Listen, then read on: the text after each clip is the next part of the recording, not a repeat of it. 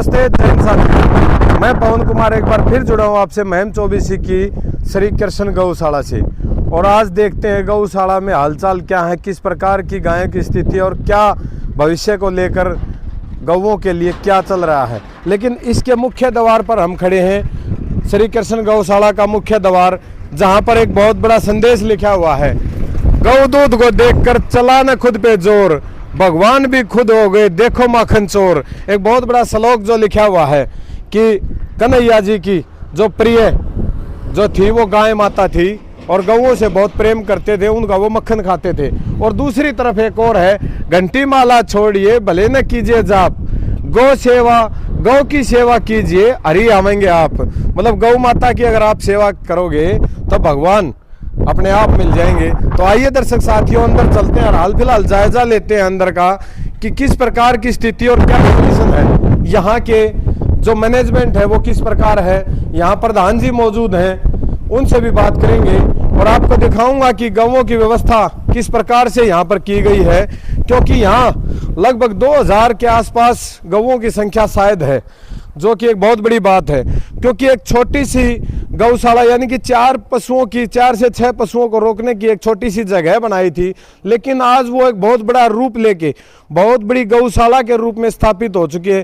क्योंकि इलाके के लोग लगातार इस चीज़ को, इस बात को, इस गौ माता के सहयोग को लगातार बढ़ावा दे रहे हैं। और गौ माता जिस प्रकार से सनातनी धर्म में गौ माता की अहम भूमिका होती है, उस भूमिका को पूरी करने के लिए इलाके के महम 24 क्षेत्र के अलावा बहुत से दूर दराज से लोग आकर भी यहाँ पर दान देकर बहुत बड़ा सहयोग करते हैं। अब आपको मैं वो एरिया भी दिखा देता हूँ दर्शक साथियों।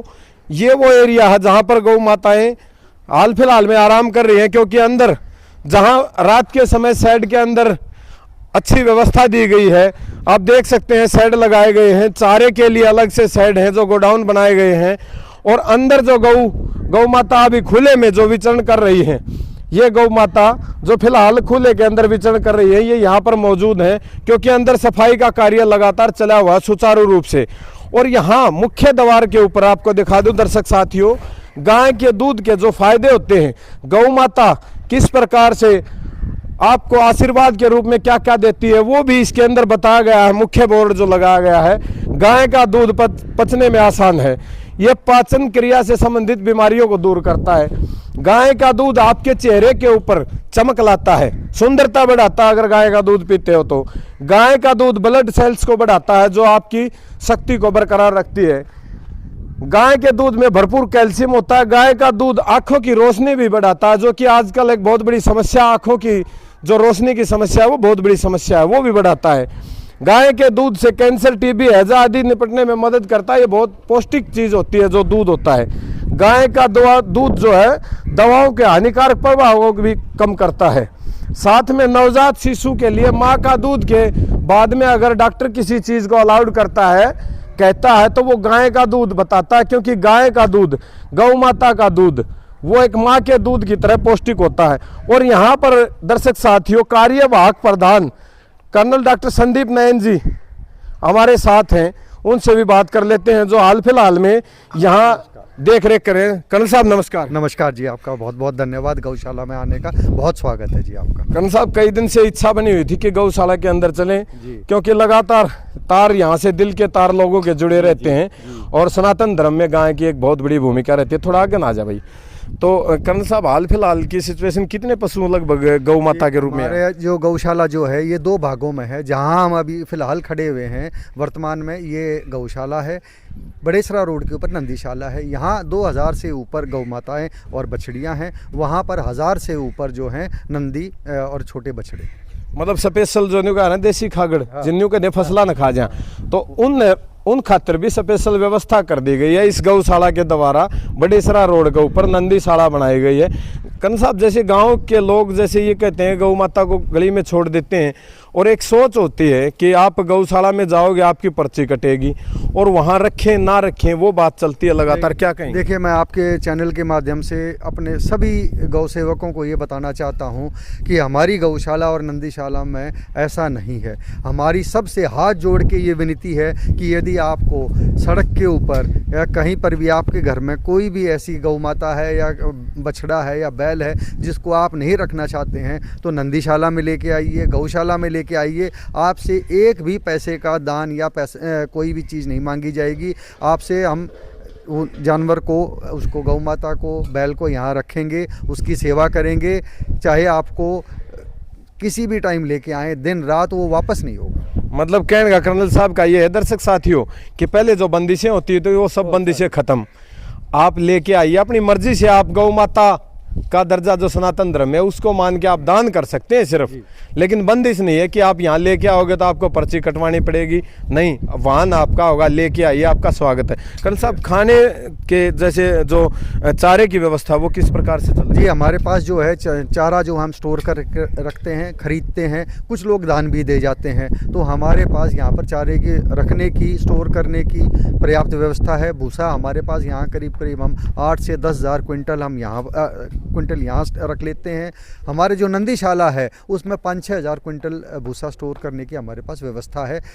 हरा चारा जो है, जो प्रतिदिन आता रहता है, वो हम खरीदते हैं, कुछ लोग दे जाते हैं, वो यहाँ पर आता है, काट दिया जाता है और भूसे में मिला के गौओं को और नंदियों को दे दिया जाता है। मतलब सही तरीके से व्यवस्था चल रही है। दर्शक साथियों, मैं तो जो किसान साथी, जो खेती और किसान साथी जो अपने गौ माता को माता का दर्जा देते हैं, मैं उनसे एक प्रार्थना अपनी तरफ से भी करूँगा कर्नल साहब कि आप आपके खेत में जैसे धान के सीजन से पहले जो ज्वार की बुआई होती है या मक्के की जो बुआई होती है, आप ज़्यादा से ज़्यादा करें ताकि यहाँ जो पशु, जो गौ माता मौजूद है, उनका पेट भर सके। आप अपनी तरफ से क्या कहेंगे उन लोगों? जी, मेरी सबसे हाथ जोड़ के आपके चैनल के माध्यम से यही प्रार्थना करूंगा कि ज़्यादा से ज़्यादा दान दें, गेहूं का, भूसे का, हरे चारे का ज़रूर दें ताकि इन बेसहारा पशुओं का पेट भरा जा सके। बिल्कुल कर्नल साहब, जो हाल फिलहाल में जैसे यहाँ पर जो लोग रहते हैं, कितने लगभग सेवक हैं यहाँ जो सैलरी पे रखे हुए हैं? जी, हमारे पास करीब 40 के करीब यहाँ पर सेवक हैं जो सैलरी के ऊपर हैं।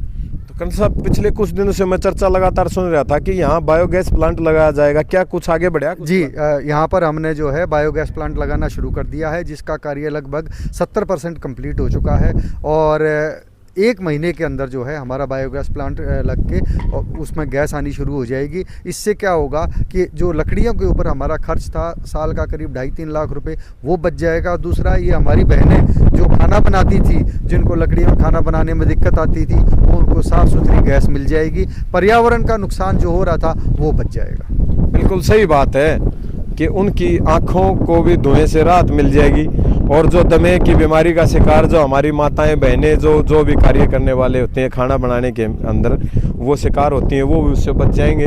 और ख़ास बात ये रहेगी कि 2 से 2.5 लाख रुपए का जो लकड़ियों का खर्चा है वो बच के गौ माता के चारे में प्रयोग होगा। तो कर्नल साहब, हाल फिलहाल लोगों का रुझान किस प्रकार से है? ठीक चल रहा है माहौल यहाँ? जी, बहुत बढ़िया है। मैं तो इस बात से बहुत खुश हूँ और गौ माता का ही आभारी हूँ कि इनके आशीर्वाद से, इनके प्रताप से जो है पूरे महम शहर के लोग जितने हैं, महम शहर के का पूरे क्षेत्र के लोग जो हैं यहाँ पर आते हैं, सहयोग देते हैं। और तभी तो देखिए इतनी 3,000 के करीब जो हमारे पास गौ माता और नंदी हैं, इनकी देखभाल हो रही है, इनका पेट भरा हुआ है। अगर आप अपने पीछे हमारे दर्शकों को आपने दिखाया भी है, फिर से दिखाएं तो आप देखें कोई भी जानवर आपको बीमार नहीं दिखेगा, सारों का पेट भरा हुआ है, कोई भूखा नहीं घूम रहा है। डॉक्टर साहब, जैसे यहाँ पर जैसे गौ माता बीमार होती है, क्या उनके लिए डॉक्टर की व्यवस्था स्पेशल है? जी, हमारे पास स्पेशल डॉक्टर है, हमारे अपने डॉक्टर हैं। वो वैसे भी हमारे पास हफ्ते में 2 बार रेगुलरली आते हैं। हमने सरकार से भी निवेदन किया हुआ है, राइटिंग में उनको दिया हुआ है कि सरकारी डॉक्टर आए और हफ्ते में 2 बार देख के जाए।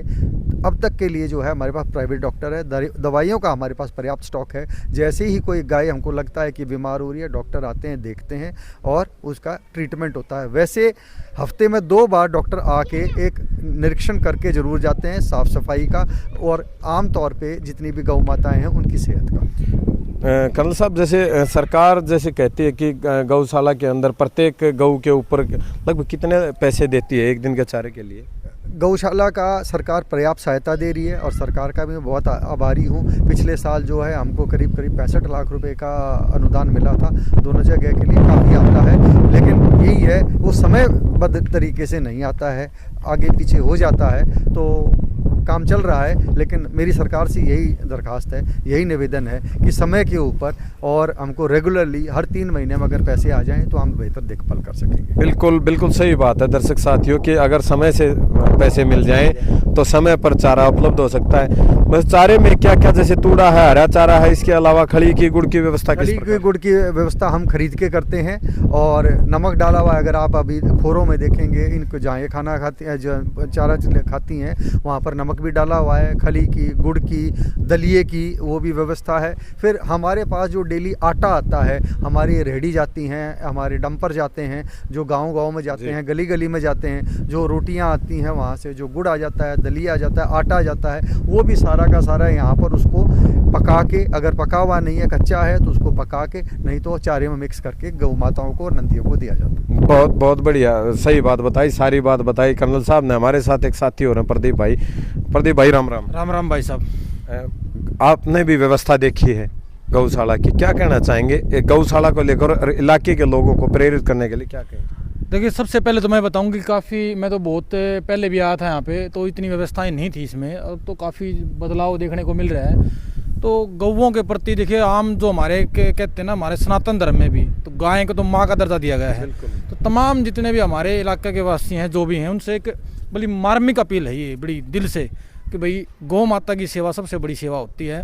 तो हरे चारे की व्यवस्था या कुछ भी है, जो भी दान है, कम से कम अधिक से अधिक चारे का, तूड़ी का, जो भी हो सकता है वो इस गौशाला में दान करें, और जितना भी सहयोग हो सकता है, इससे बड़ा कोई पुण्य नहीं हो सकता। प्रदीप भाई, जैसे ग्रामीण इलाके में देखते हैं कि पशु जब तक गाय दूध दे रही है तब तक रख लिया, फिर गऊ के बछड़े को भी छोड़ दिया और गौ माता को भी छोड़ दिया, उन लोगों के लिए क्या? इससे बड़ा कोई पाप नहीं हो सकता भाई साहब, क्योंकि देखिए, हम तो हर दिन देखते हैं गायें सड़कों पे मर भी रही हैं और कहीं ना कहीं घायल भी हो रही हैं। तो एक पीड़ा होती है उनको देख करके कि इनका क्या दोष था, क्योंकि परमात्मा ने तो जीवन सबको दिया है, और जैसे कि बाकी जीवों में मनुष्य को जीने का अधिकार है, तो गौ माता को भी जीने का अधिकार है। तो इनको ऐसा ना करें कि भाई इनको दूध पिया और छोड़ दिया, ये बहुत बड़ा पाप है। आपकी आने वाली पुश्तें भी इसको भोगने का काम करेंगी।